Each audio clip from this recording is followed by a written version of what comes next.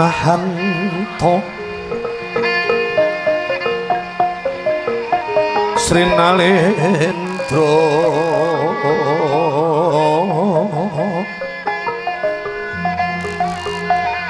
tedah siliwaka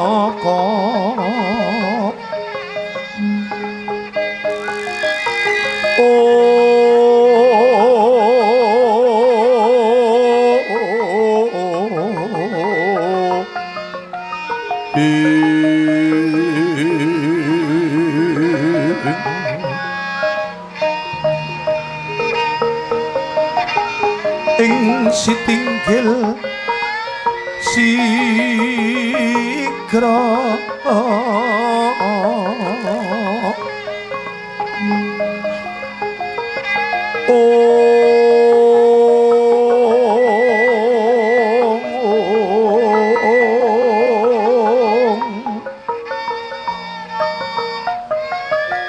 langgah ing dampar dento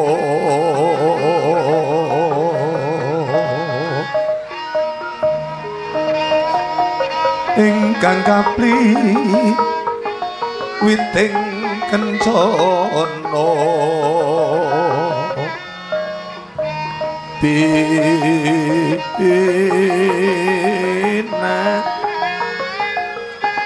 ing Nawaratna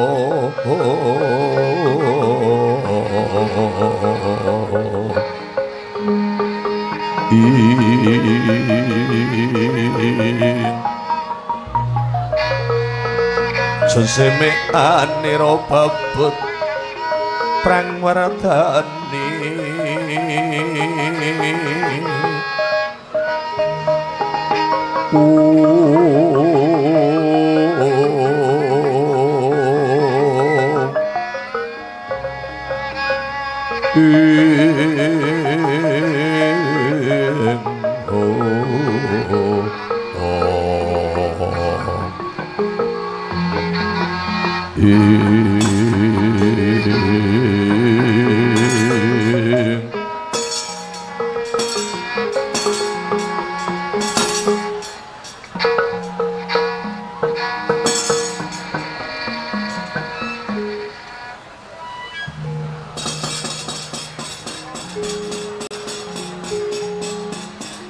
Tuk Sri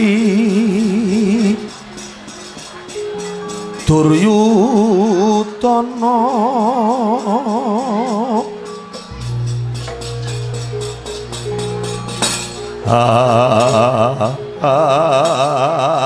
mengku asmara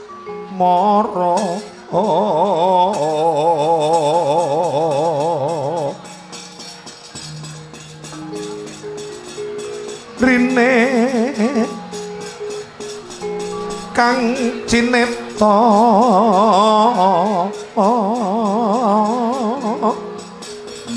muhung wangsiting yuang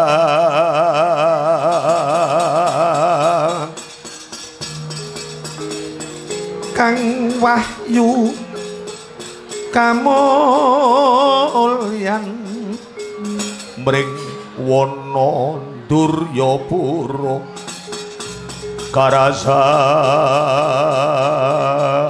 nirarisang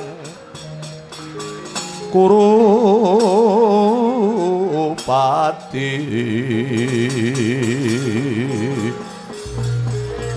anduta mring ringsan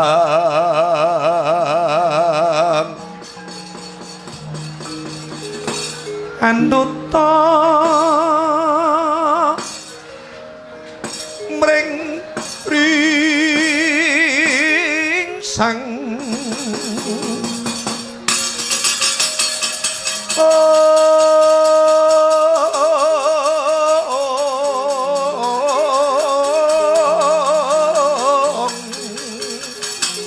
narpati ngawangga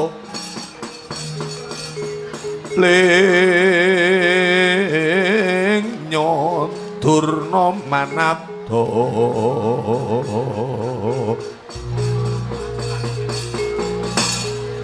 iwa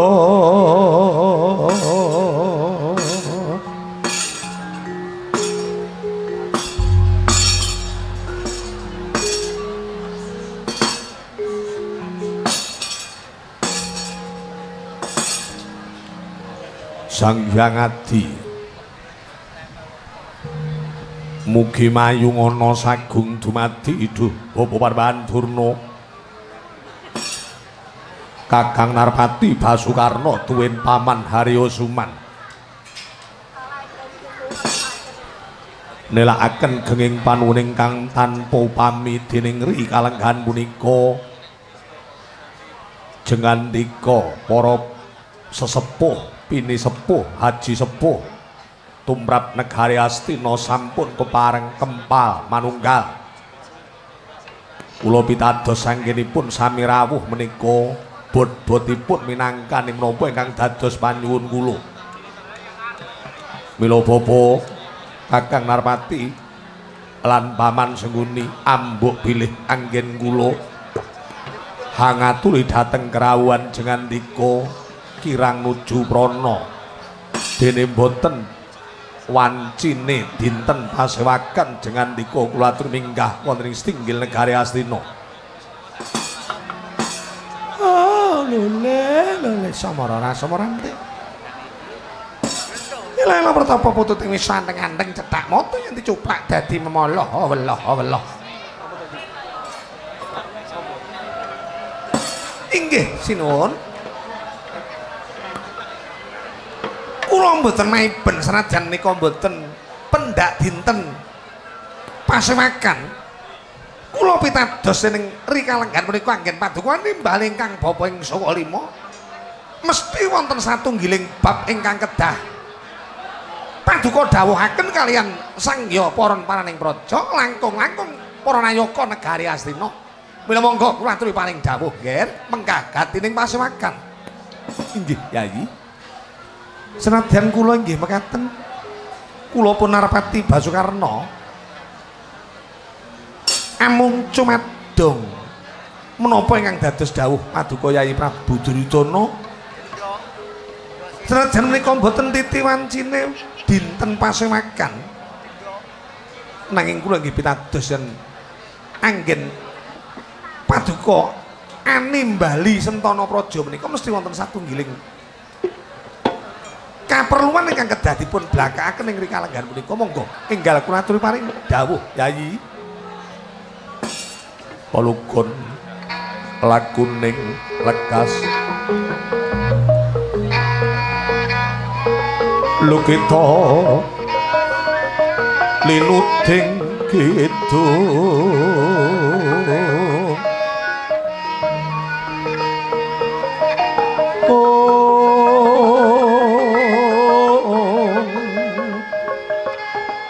kadung kadreng mamomong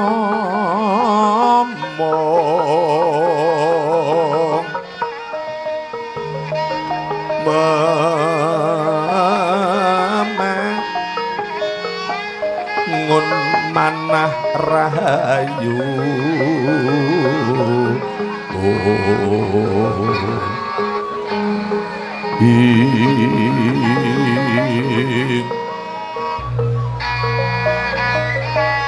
Yono tan agolong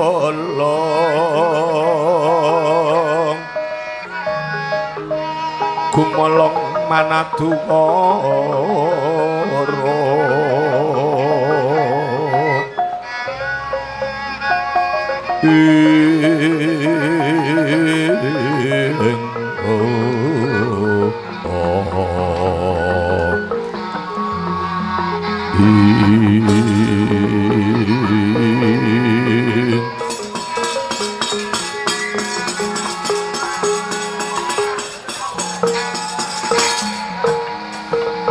senadyan kula inggih mekaten sinuwun kula ingkang paman ing kepatihan amung nganti dawuh paduka pepunden kula ing Hastina inggih anak Prabu Duryudana monggo nggih menika para nayaka negari para pinisepuh sesepuhing praja sampun kempal manunggal mila monggo kula aturi paring dawuh nggih Bapa Parbahan Durna Kakang Narpati Basukarna lan Paman Sengguni kula wonten pangandika ingkang adhawuh nggih nggih kula wonten pangandika ingkang adhawuh Yayi Kula wonten pangandika ingkang adhawuh sinuwun. Ing rikalangan punika kula mboten gagas perkawis jero jabaning praja. Kula mboten mikir perkara kahanan negari Astina. Kula pitados ing gawé saking keprigelan, kauletan lan lantiping panggraita tumrap negari Astina. Dinten menika mboten kekirangan setunggal menapa. Nanging ing rikalangan punika kula ngempalaken para sesepuh bini sepuh haji sepuh ing pangajap kula ajak wawan ginem magepokan kalian badhe jumenengipun satriya pringgondanipun Gatotkaca inggih Jabang Tetuka. Katemben menika kula nampi ulem, kula nampi nawala ingkang nedahaken yen Gatotkaca badhe winisuda jumeneng nata wonten negari Pringgondani ing mangka menawi saking panggraitaning manah anggen kula miwir pikir Gatotkaca menika lare ingkang bebasan dereng pupak lempuyange, dereng sepintena yuswanipun, urung sepira umure, nanging kenging menapa kebrangus badhe dipun sengkakaken ngaluhur jumeneng nata wonten negari Pringgondani. Menapa sasampunipun Gatotkaca menika mangke ngasta pusaraning adil nyepeng bawah negari Pringgondani, saged prigel, trampil, pinter. Kula malah mesakaken kalian adi-adi kula Pandhawa ingkang mesthenipun Gatotkaca menika dereng titi wancinipun dipun wisuda, nanging kenging menapa hage-hage dipun wisuda. Malah kepara angaturi hanimbali para muda, para werda, para kadang nalendra sami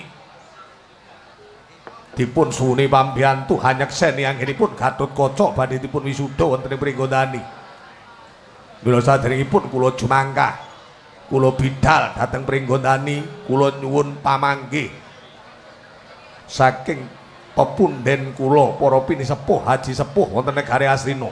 Langkung-langkung jengandika Bapak Pendhawan Durna. Lole samara rasa waranti. Iki lha pertapa puntut ing sanenganing cedhak mata. Yen dicuplek dadi Allah. Papak wong warudayang pinggiring wong tegor wong untuntek jeneng ompong. Wadah soto jeneng rompong. Numpak wong jenenge gendong paling empuk jangan lompong. Ayen paduka angger anak Prabu Duryudana mundhut pirsa perkawis kawontenanipun pun Gatotkaca anggenipun badhe dipun wisuda. Sagluguting kolang-kaling pinara sastra. Sagluguting kolang-kaling pinara sastra pun Bapa ing Sukalima malah mboten anggadhahi pamikiran unek-unek pamanggih ingkang kedah kula blakaken wonten ngarsa paduka angger anak Prabu Duryudana. Awit pun Bapa ing Sukalima menika satunggiling pandhita. Pandhita menika saka jarwa Dasaid mapane dipundi lan ditata. Sing dipundi menika ngilmunipun, ingkang dipun tata menika tingkah lampahipun. Dados perkawis palenggahan, kelungguhan menapa menika satunggiling nalendra, narpati, bupati. Pun Bapa ing Sukalima menika mboten gagas bagenipun suasana menika tetep saged ayem, tentrem, mulya lan tinata nggih. Mekaten Bapak inggih. Dadi kula niki mboten mikir perkara Gatotkaca dipun wisuda, dipun dadosaken nalendra wonten ing Pringgondani menapa mboten, kula mboten mikir. Sing baken kula menika minangka dados sulih sariranipun. Cara tembunge kasar mewakili nggih. Para kawula wonten negari Astina, bakenipun saged tentrem suasananipun. Ngaten nggih mawon. Nggih, matur sembah nuwun Kakang Narpati Basukarna. Pemanggihipun pripun? Menawi kula kumedah anggadhahi pemanggih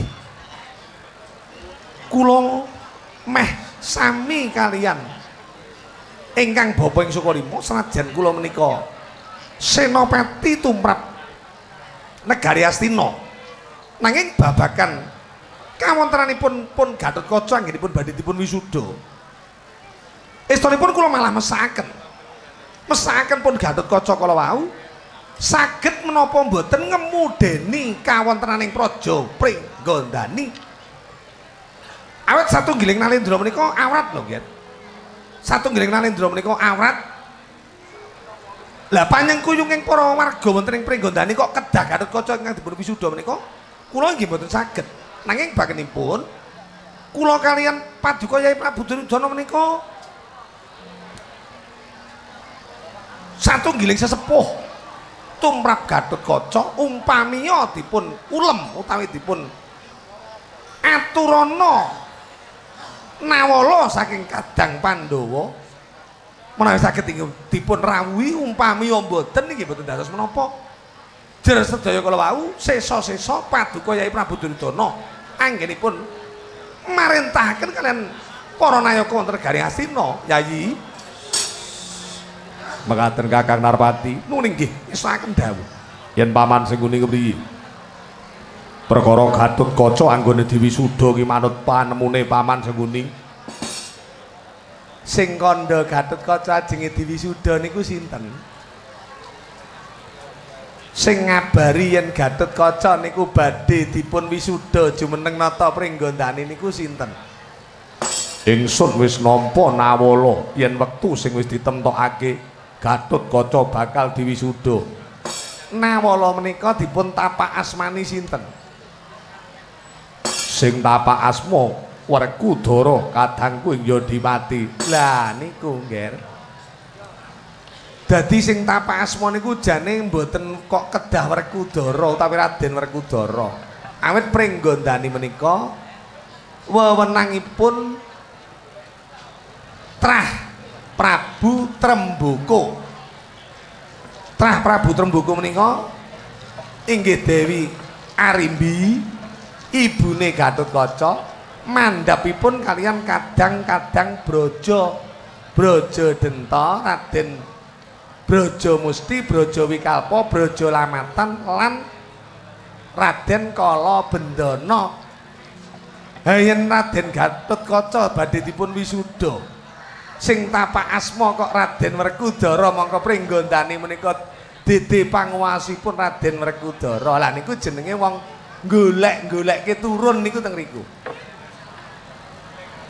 ngono paman nggih yen panemune paman semune kira-kira wisudane Gatotkaca mangke pun to mang percaya kali kula mboten dipun wisuda cetha Gatotkaca niku mboten badhe dipun wisuda nggih dasare paman semune yen Gatotkaca ora sida diwisuda dasaripun katemben menika lak kula nembe kemawon leledang teteki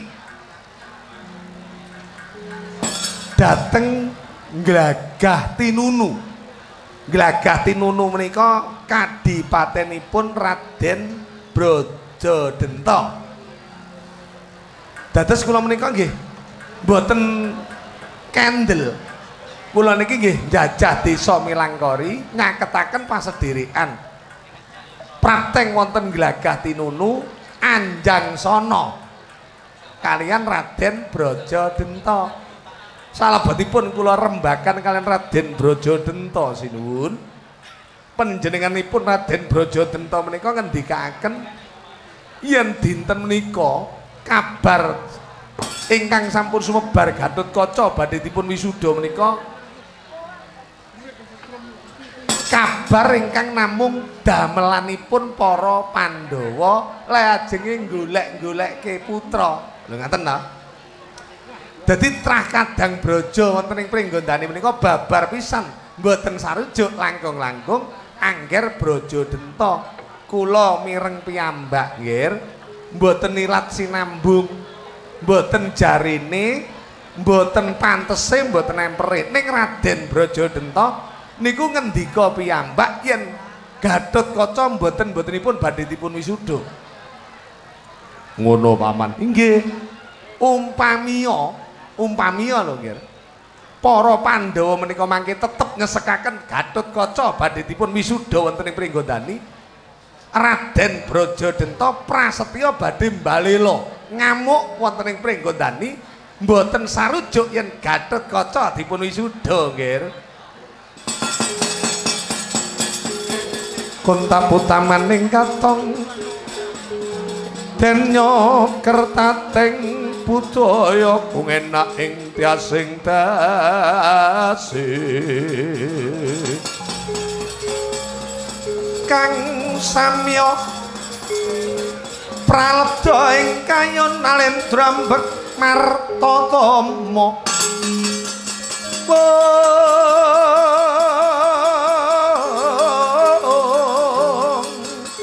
Babisik Sri Palgonati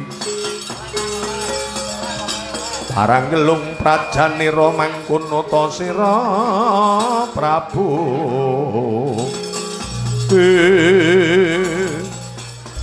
Mesem Sang Prabu Duryudana dupi midhanget pangendikane Rekana Patih Harya Sangguni yen Gatotkaca mboten dipun wisuda kanthi dasar pengendikane Raden Brajadenta wauta rikala semana kecoa dereng ambles bumi nginanga dereng abrit anggenipun sami rerasan kawontenanipun Raden Brajadenta kedadak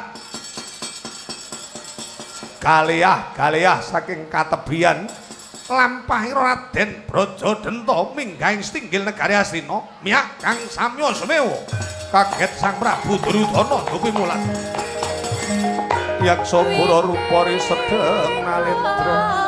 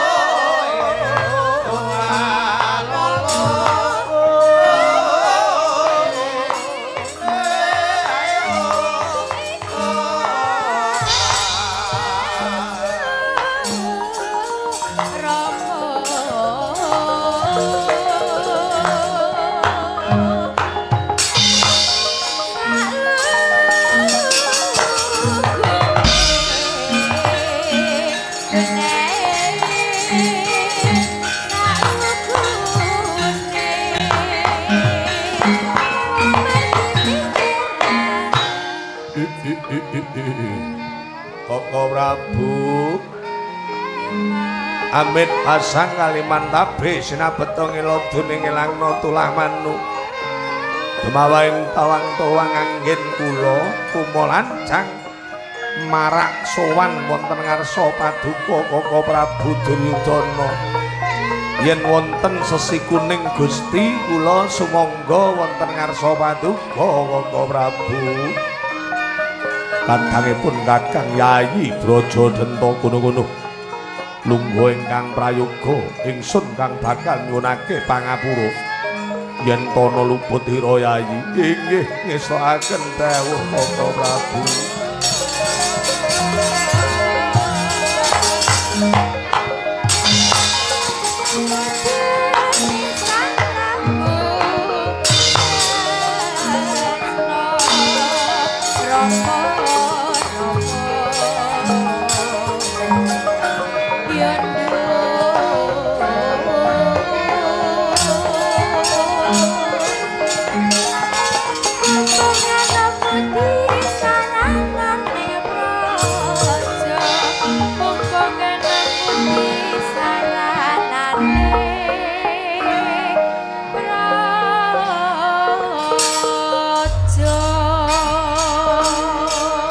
Paman Sengguni kula wonten pangendika ingkang adhawuh nggih Brajadenta inggih Raden Brajadenta tak dangune dhisik monggo-monggo nggih Yayi kadangipun Kakang Brajadenta sawise lungguh ingkang prayoga hasad keringet haring napas apa padha winantu karaharjan sowanmu ana ngarsaning sun Yayi Yayi Brajadenta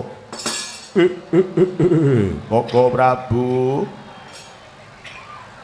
menawi paduka andangu kalian sowan kula rahayu kalis ing sambe kala kula ngaturaken sumungkeming pangabekti mawan tukunjuk sandhap padha paduka Koko Prabu.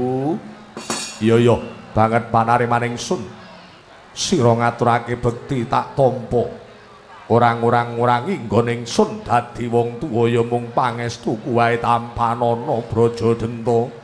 Inggih kacadhong tangan kula kalih kapundi dadosa jimat paring pangestu paduka. Dene menggah gatining rembag sowan kula niki sepisan mertuwi kawilujengan paduka ingkang angka kalih. Kula niki jane ajenge goleki sowan dhateng Palasa Jenar. Palasa Jenar menika papan panggenanipun Paman Patih Harya Sangguni. Mila sedyaning manah kula menika kula niki wau badhe sowan dhateng Paman Patih Harya Sangguni. Nanging sasampunipun kula prakteng wonten ing Palasa Jenar kula nampa atur yen dinten nika ingkang sinuwun Prabu Duryudana nimbali para pinisepuhing raja lajeng kula kedugi sowan wonten ing ngarsa paduka. Mila Koko Prabu menawi wonten kalepatan anggen kula sowan ngorak-arik kamardikan paduka kula nyuwun gunging samudra pangaksama. Iya Yayi Brajadenta ora dadi baya pangapa ana luputmu bareng-bareng nyuwun mring ngarsaning Gusti muga linebura dina kalungguhan iki. Inggih ngestokaken dawuh dadi cethane sowanmu iki mau mligining goleki Paman Patih Sangguni. Inggih kula niki kala wau jane goleki Paman Patih Sangguni. Sambung rapetipun Rekyana Patih Harya Sangguni anggenipun katemben rawuh wonten ing Glagah Tinunu. Lah niki ajenge kula teruske ngono Brajadenta. Inggih Paman Sangguni kula wonten dawuh nggih Brajadenta sowan mrene iki mung bakal sowan Paman Sangguni. Mula tak wene wektu kanggo rembugan sing kepenak. Kawula nan ngestakaken dawuh. Kakang Begawan Durna, apa sing muni? Nuwun sewu ya Kang, aku repot. Eneng sing goleki. Ora gumun. Ala enek sing goleki aku bendina aku digoleki wong. Lek sampean goleki wong paling ya mung nagih. Lah aku kene iki lek digoleki mesti nagih aku terus utang apa ya jale? Wong pendhita kok rumangsamu kok. Ha ya ora ngerti. Pendhita iki lak gelar ning lek wonge sajake duwe kebutuhan terus golek sendalan kono kene lak ya ora ngerti ngono. Kowe ndudoke karo aku lek kowe iki akeh sing butuhke ngono terus rumangsamu. Lho ya ora tegese iki tibake aku iki kok ya wong apik ngono lho Kakang. Nyatane ya sik eneng sing goleki wong gelem ngarani aku elek iki lak mergo wong-wong iki urung cedhek karo aku. Wong iki tenan lho, lek wis gelem cedhek karo aku, gandeng raket aku ndek enek sing ndak cocok. Mergo aku iki piye? Alus. Aku iki angger wong tak basani. Aja meneh kok wong tuwa, bocah aku iki tak basani ngono. Mergo lek pengen ngajeni marang aku dhewe tembung kuna sing kudu tansah dieling-eling dawuhing para sepuh. Ajining diri saka diri. Nah. Piye to Paman? Ning lho nggih ajining diri saka lati ya nggih. Ajining raga saka busana. Dadi aku ngono kuwi tak cakke. Wong lek ngarani aku elek kuwi jenenge wong kliru. Jarene ning ngendi-ngendi papan ning ngendi-ngendi panggenan lek enek sengkunine rusak. Kuwi lek wong sing ndak cocok. Ning lek wong sing cocok karo aku, piye? Ya kaya Raden Brajadenta ngene iki goleki. Ngono. Ayen kowe iki dicocoki wong nyapa kok omah-omahe ora enek sing masang gambarmu. Kok sing dipasang mesti satriya-satriya. Malah kalau mangsa ana buta gedhe, ana Dasamuka, ana Kumbakarna, ora enek kok masang Sengkuni. Lho, barang ki lek apik ora mesti didelikne ngono. Dadi ora ditonyol-tonyolne, umpamane duwe bondo donya duit akeh. Apa diduduh-duduh niki lho duitku akeh. Lho mesti didelikne. Kaya aku ora diduduh-duduhke gambare iki lak mergo aku ki wong apik dadi disimpen ning ati ngono. Lambemu pancen susuk lumut Sengkuni. Wong-wonge aja meneh kok arepe masak nyawang kowe wis munuk-munuk. Iya. Wis kono, ndang dicak rembukan malah udur karo kancane kok ora. Monggo paman. Nggih. Nuwun sewu nggih, Nger. Raden Brajadenta, Pawan Sengkuni. Jengandika rawuh wonten negari Astina. Nggih. Bakenipun pancen badhe caket kalih kula. Nggih, Paman Sengkuni. Lajeng wonten menapa, Nger?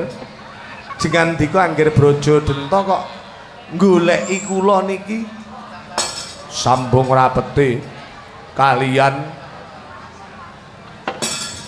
Katemben Rekenapati Harya Sangkuni rawuh wonten Glagah Tinunu. Nggih. Sambung rapetipun kalian Paman Patih Harya Sangkuni anggenipun katemben prapteng wonten griya kula. Inggih. Gatotkaca badhe dipun wisuda. Inggih. Kula nyuwun pirsa menapa leres Gatotkaca niku badhe diwisuda. Paman ngertenana yen Gatotkaca rikala Paman Sengkuni rawuh ana ing Glagah Tinunu kabare urung sepira banter nanging dina kalungguhan iki wis cetha golong gilik kawula pringgondani seperangan padha ndukung padha nyengkuyung Gatotkaca diwisuda nanging arep dikaya ngapa Brajadenta tetep ora nyengkuyung senadyan kuwi keponakanku dhewe putra-putrane Mbak Ayu Arimbi. Mula Paman ing dina kalungguhan iki aku mung kepengin nagih janjine Paman Patih Harya Sangkuni sauger Brajadenta duweni kewanen bakal mbalela ing pringgondani merga ora nyarujuki wisudane Gatotkaca. Paman Patih Sengkuni sumadya bakal mbantu ingsun.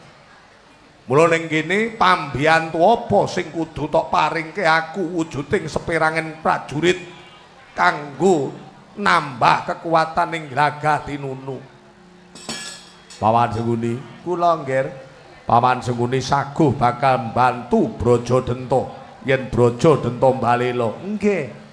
Kula nalika semanten pancen matur Angger Brajadenta menawi badhe mbalela mboten nyarujuki Gatotkaca jumeneng wonten pringgondani mangke kula bantu kula matur ngaten. Pambiyantu apa sing bakal tok paringke karo Brajadenta? Kula mung pengin bantu donga kok, Nger. Bantu donga. Wis to Paman. Kok donga kuwi to? Lho. Badhe dipun paring ana bondo donya sing kathah. Seperangan Madyabala Ngastina dipun paringaken dhateng Raden Brajadenta ning lek dongane niku mboten dikabulke ngentek-entekane nggih ludes mboten karuan. Lho, ning lek bantuane niku bantuan donga, gitu. Uga slamet. Niku ambak mboten diparing ana napa-napa, lek wis jeneng slamet ya slamet. Dadi mung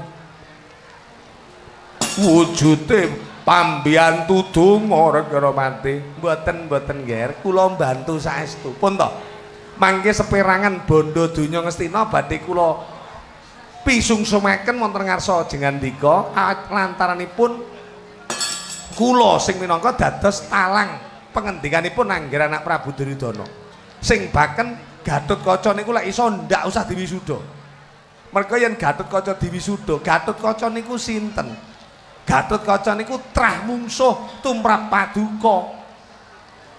Ngono Paman. Nggih. Kok trah mungsuh ki? Lho lha nggih no. Lah Ramamu riyen sinten? Ramamu rumiyin jejuluk Prabu Tremboko.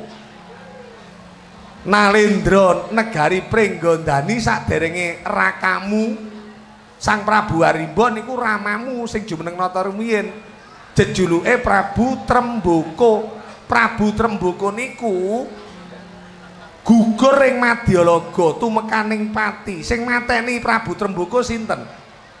Sing mateni Prabu Tremboko niku mbahe Gatotkaca inggih menika Swargi Prabu Pandhu Dewanata. Mbahe Gatotkaca wis utang nyawa karo Trah Pringgondani. Sing mateni sinuwun Prabu Tremboko bapakmu ramamu niku Prabu Pandhu sing sepisan niku. Sing angka loro sak sampunipun sinuwun Prabu Tremboko inggih ramamu menika seda disedani dipateni dening Prabu Pandhu Dewanata lajeng dilunturke kalian rakamu kadangmu sepuh inggih menika sinuwun Prabu Arimba. Lah sinuwun Prabu Arimba niku gugur ing Madyalaga. Sing mateni sinten? Sing mateni inggih menika Raden Werkudara. Raden Werkudara niku sinten? Bapake Gatotkaca. Wis utang nyawa loro. Lah kok saiki teka putu Pandhu, anak Werkudara sing utang pati arep dijumenengke nata ning Pringgondani. Niku lak ora wis minger kiblate napa iso? Yen kula nggih ngacungke jempol kados paduka menika. Umpami kula dadi paduka angger Brajadenta, kudu mbalela. Yen perlu direwangi pecating nyawa, pecahing dada nggih. Tudha muntaberke netap duka yayasinipi Caca bang mawing wengis kumecut padon ning lathi.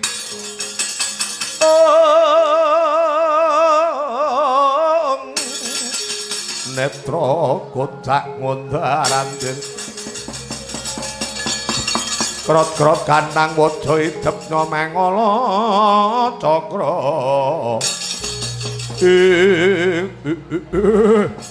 Yen ngono Rama Prabu Tremboko Kakang Prabu Arimba kuwi seda gugur ing Madyalaga dene wong tuane lan eyange Gatotkaca. Inggih.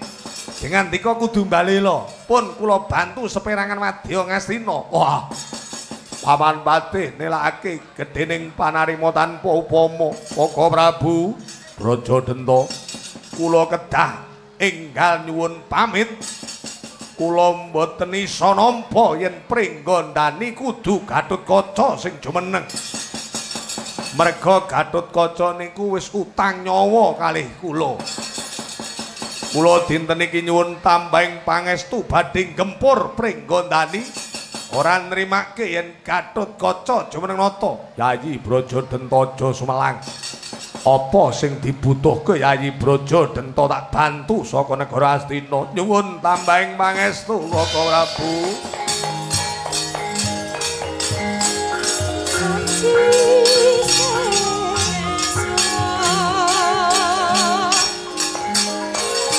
Rock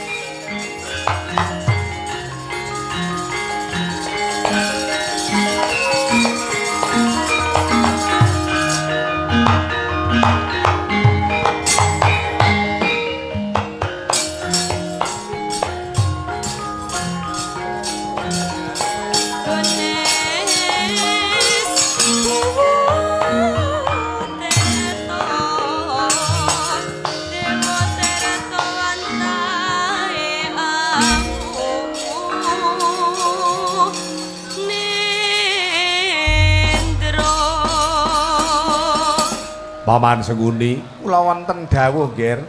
Paman Sengkuni pancen pinter. Wilet, ulet. Imbuh setunggal lecet ngaten nggih, Nger. Ora, Paman. Paman Sengkuni sing iso gawe lelakon iki mengko tentrem tumrap panjenengan ingsun. Inggih pun to. Niki nggih serem saestu, Nger. Tarunge Raden Brajadenta kalih wong Amarta niki nggih wis rame. Nggih Kurawa mung keplok-keplok kok kaduhan mawon. Lawadya bala seperangan dibantokke kanggo Brajadenta. Lah, nggih wadya sing di paringke kalian Brajadenta nggih wadya sing elek-elek mawon. Sing teng mriki pun sortiran digo ngrika ngono. Sengkuni, apa Kakang? Kowe iki lamu sia-sia kok ora? Wis to meneng ae.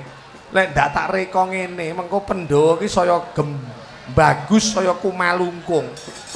Iki mengko sirnane Pandhawa mergo mbalelane Raden Brajadenta. Ya ya, Paman. Yen kaya mangkono marem jroning ati Bapak Pandurna. Inggih, Nger. Satawis kula aturi kendel mboten sisah tumut-tumut perkawis menika. Inggih, pancen kula mboten tumut-tumut. Kakang Narpati Basukarna, kula Yayi. Kedah nderek ngawat-awati kawontenaning praja. Inggih, kula namung nayogyani menapa yang dados dawuh Paduka Yai Prabu Duryudana. Artamarma, kula wonten dawuh Kanggo Prabu, wong tuwa aja kurang godorena. Kaya wis ora ana bab sing kudu tak dawuhke maneh. Mula bubarna kang padha kantung seba. Suka syukur. Suka syukur. Inggih, Nger, ndak usah seru-seru. Niki kanca-kanca dereng suda pamirenge kok. Ya mbok menawa eneng sing urung mireng. Tansah gedhekke suka syukur kunjuk pring ngarsaning Gusti. Kawula nangestaken dawuh.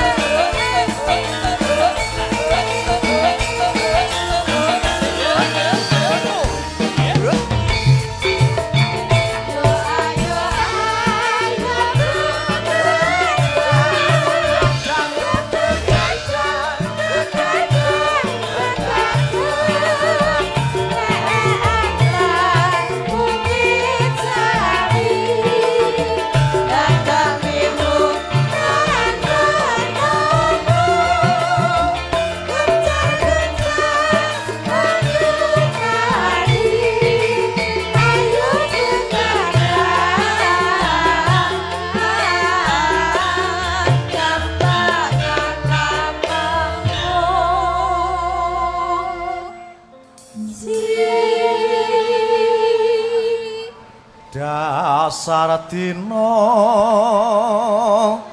malam minggu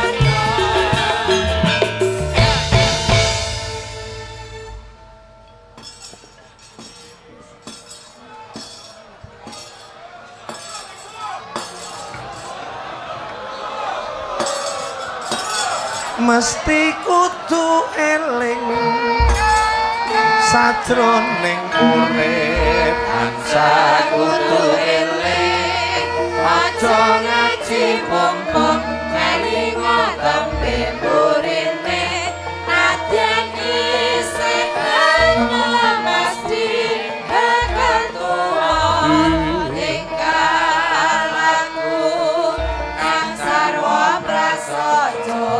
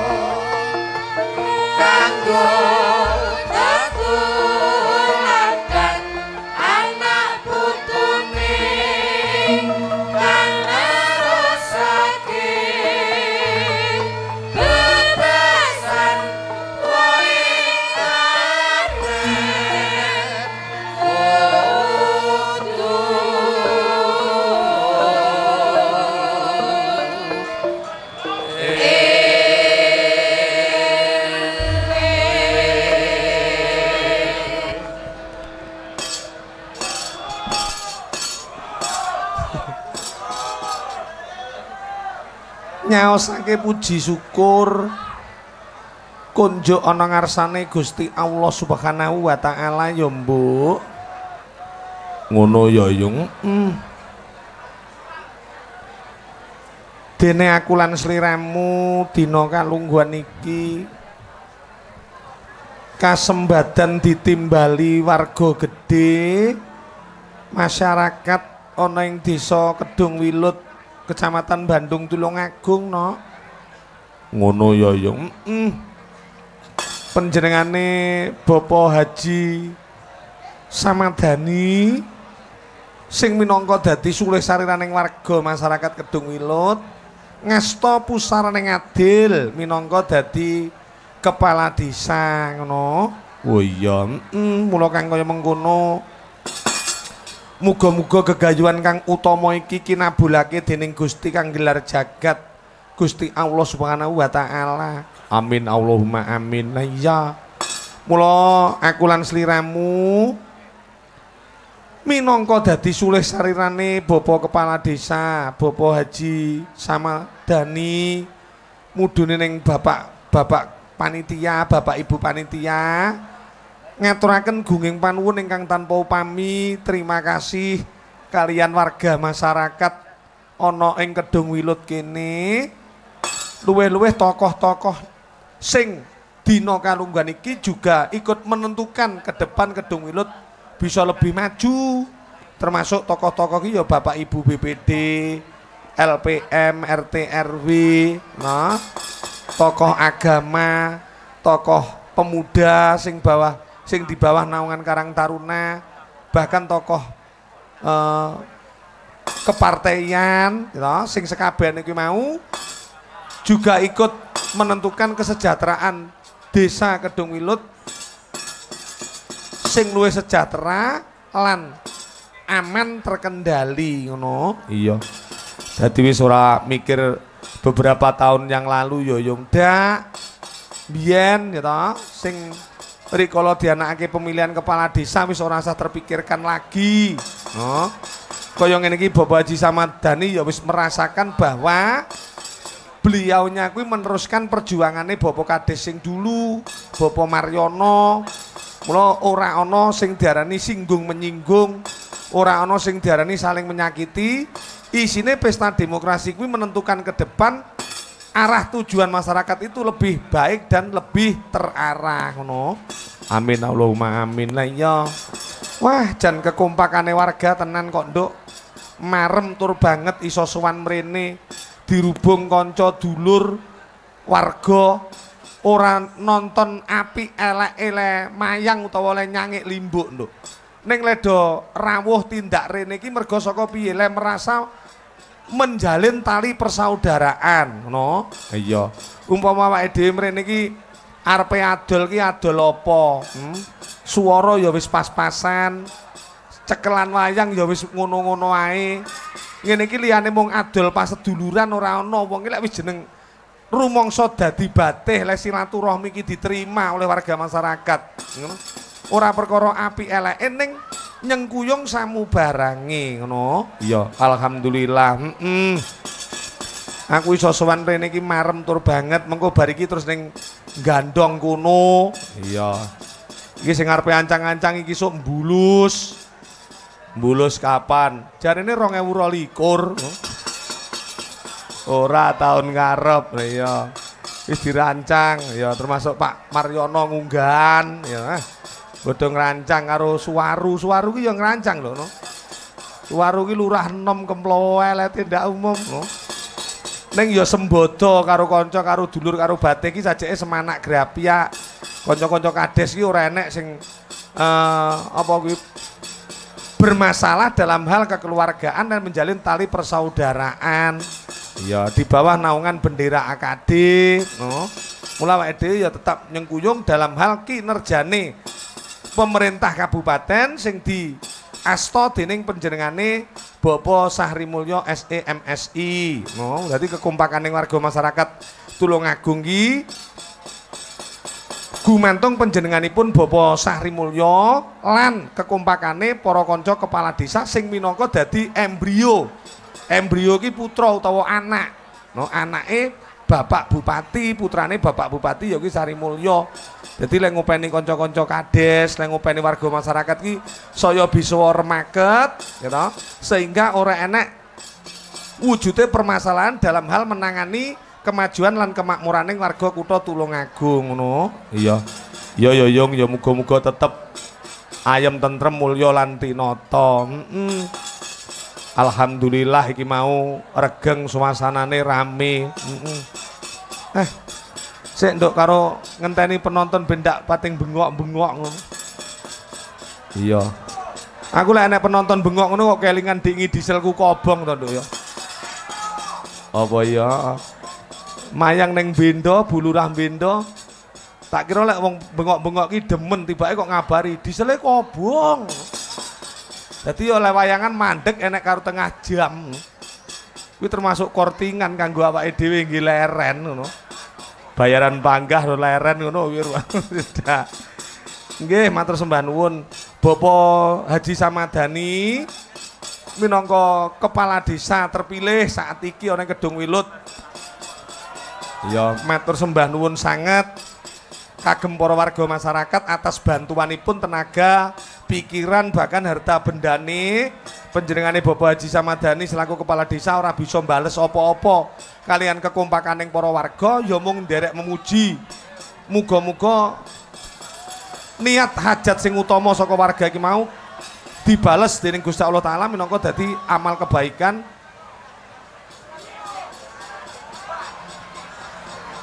Sing tundone besok kena diundhuh ana ing yaumul kiamah ngono. Iya. Iya ya.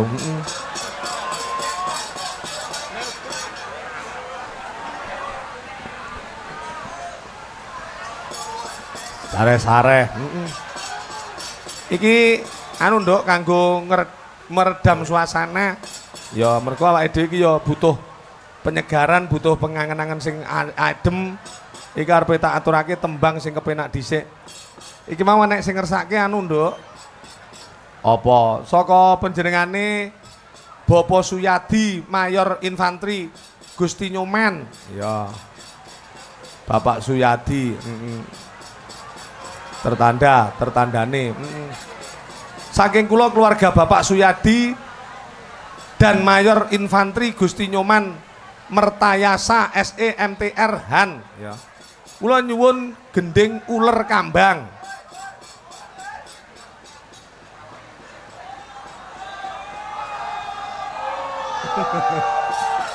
Wah.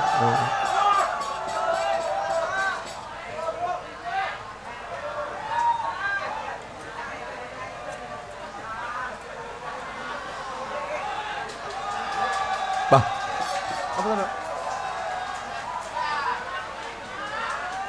Saking keluarga Bapak Suyadi dan Mayor Infantri Gusti Nyoman Martayasa SE MTR Han ngersake gending jineman uler kambang. Gending menika katur Bapak Bupati ya, Kabupaten Tulungagung dan Bapak Dan Ramil Bandung, Bapak Kepala Desa dan perangkat beserta seluruh warga Desa Kedung Wilut sugeng midhangetaken. Ya. Yo nduk iki sik diaturake Mbak Elis, aku nyuwun anu Mas, nganggo pelok. Uler kambang pelok. Ya iki minangkani pamundhut. Mat-matan didhisikke. Karo ngenteni grimise ben rada terang. Iya. Panyuwunan iki lek diiringi udan riris iki muga-muga kinabulake dening Gusti Allah taala. Mangga.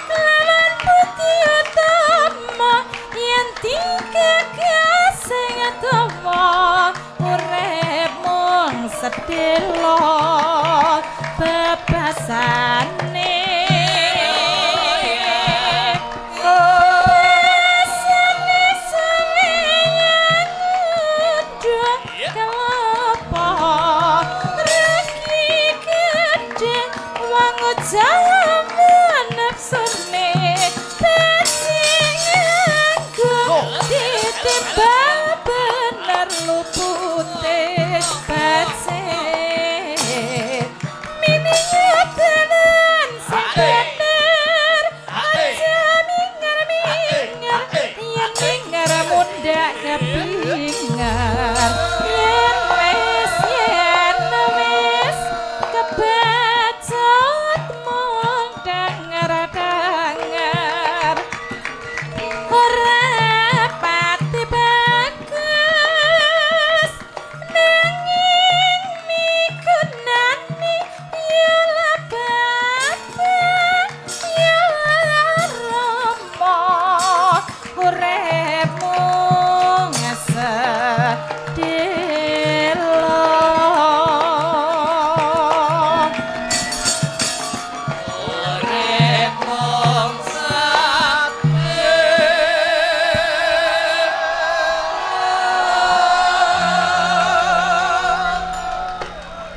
Warga iki antusias banget ya.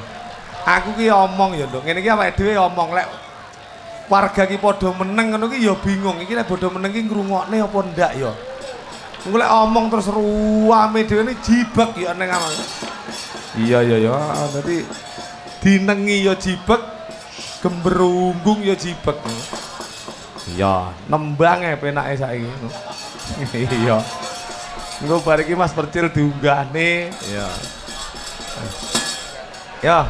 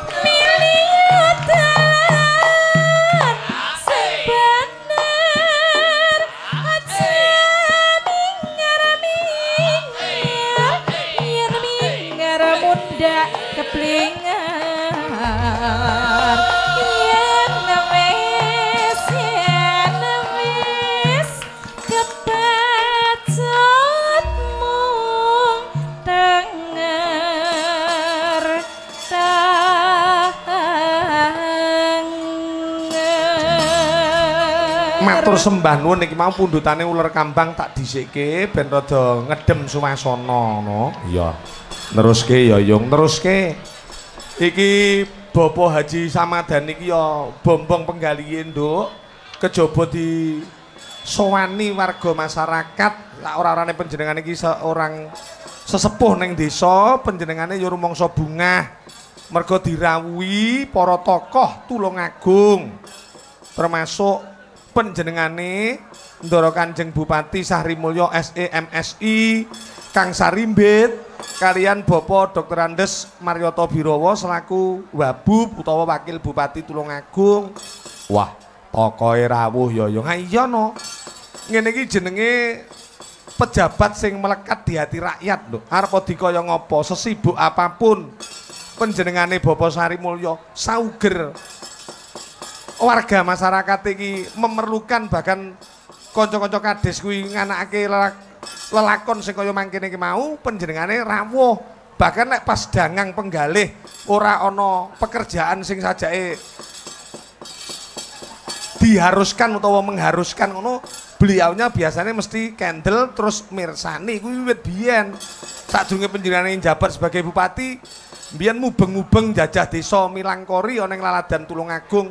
Wiwit awake dhewe ning daerah Tanggung Gunung, Pucang Laban, Pagerwaja dan sebagainya, panjenengane tetap eksis dan juga seneng akan seni budaya bangsa wujute wayang. Oh iya, mulai ya di samping pembangunan infrastruktur sedikit demi sedikit wis tercover, tegese wis terlampaui luwe-luwe infrastruktur jalan. Iki ngancik neng gene proyek-proyek gede termasuk renovasi tentang pasar, you know. Kabar-kabar Bandung uga ya wis ana ngingkringan, bahkan lebih baiknya ke depan piye panjenengane wis menggodhog tentang hal itu sing sekabehane iki mau uga kanggo kesejahteraan warga masyarakat, termasuk beliaunya tadi mau wis ndawuhke para anak didik siswa-siswi SD no kuwi entuk bantuan sing bantuan kuwi mau kena kanggo ya to nambahi no wujude seragam sekolahe ngono. Iya ya Yung lah iya ngono ki jenenge wis memperhatikan lho. Ora kok awake dhewe iki duweni tendensi piye-piye ning bakune realita dari kinerja beliaunya Bapak Sarimulyo wis diaturake dene lek jenenge menungso ki kekurangan kelebihan itu pasti no. Iya ya Yung nah iya. Mulai ya terima kasih atas kedatangannya, mudah-mudahan tetap diberi kesehatan lahir batin, sukses lancar dan mendapat ridho dari Allah Subhanahu wa taala. Amin Allahumma amin. Uga matur sembah nuwun kagem Bapak-bapak Muspika, Pak Dan Ramil, Pak Camat, Pak Kapolsek atau yang mewakili lan kanca-kanca Kecamatan Bandung termasuk kanca-kanca kepala desa sedaya niki mawon ingkang boten saged kula sebut setunggal mboko setunggal ya abeh kompak rawuh ya yung teko nduk ya termasuk Mbah Bandung ya mesine ya rawuh ya ya kalebet keluarga besar Mbah Kamun ya Kedung Wilut iki ora lepas saka Mbah Kamun biyen aku iki cara sik cilik ngono brangkang nganti iso ngadeg iso mlaku iki mergo ya sing nglantarke setidakake Mbah Kamun ki yo nderek suwargi lho, suwargi Mbah Kamun ki yo nderek ndedonga mring ngarsaning Gusti Allah taala yo. Pak Yong wilujeng dalu, wah jan yo marem banget yo yo. Yo Nduk, iki diteruske akeh sing do ngersake tetembangan utawa lelagon iki saka saking kula warga RT 02 RW 02 dusun Kedung Luntung. Kedung Buntung apa Kedung Luntung? Nggih, niki ngersake gathik glinding pepeling. Ya. Mboten kesupen ding kalian pepunden kula panjenenganipun Bapak Bani. Ya, Bapak Bani iki anggota DPRD Kabupaten Tulungagung. Nah ya, panjenengan iki wis terus jajah desa Milangkori uga kok Nduk. Iya. Kegiatan-kegiatan besar yang daerah Bandung ini biasanya di cover karo panjenengane. Luwe-luwe lek anjok marang kabudayan. Iya. Gending menika katur dhumateng Bapak Kepala Desa ugi sedaya perangkat, sedaya masyarakat Desa Kedung Wilut. Mugi-mugi gending menika dados sarana semangat kita anggenipun bangun desa. Ngersake apa? Pepeling karo gathik glinding. Iya. Piling karo gathik glinding. Sugeng dalu Mak Cange, wilujeng dalu niki kula badhe nyuwun lagu Sawangen. Ya. Semoga sukses saking kula Gintamania Club.